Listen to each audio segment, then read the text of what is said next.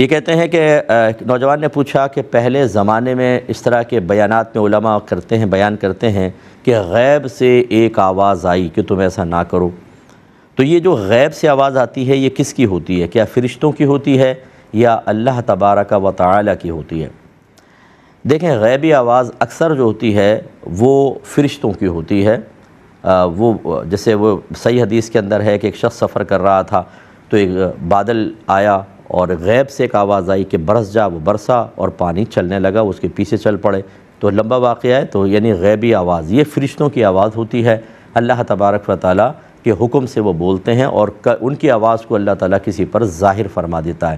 یہ اللہ کی ڈائریکٹ آواز نہیں ہوتی، کیونکہ اللہ تبارک و تعالیٰ کا کلام آواز سے اور الفاظ کی قید سے پاک و صاف ہے، یہ یاد رکھیں۔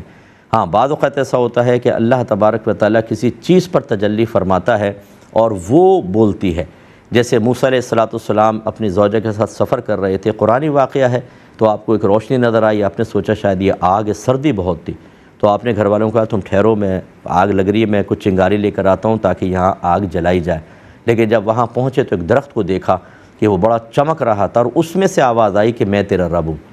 اب درخت تو رب نہیں ہے اور نہ یہ اللہ تبارک و تعالیٰ کی کوئی آواز ہے، اللہ کی آواز تو پاک و صاف ہے اس سے، یعنی اللہ تعالیٰ نے اس درخت پہ تجلی فرمائی اور اس کو بولنے کی طاقت عطا فرمائی۔ پیغام اللہ تعالیٰ کا تھا، کلام اللہ تعالیٰ کا تھا، حکایت درخت سے ہو گئی، تو اس لیے اس طریقے سے ہو جاتا ہے بسا اوقات، لیکن اللہ کی براہ راست آواز نہیں ہوتی۔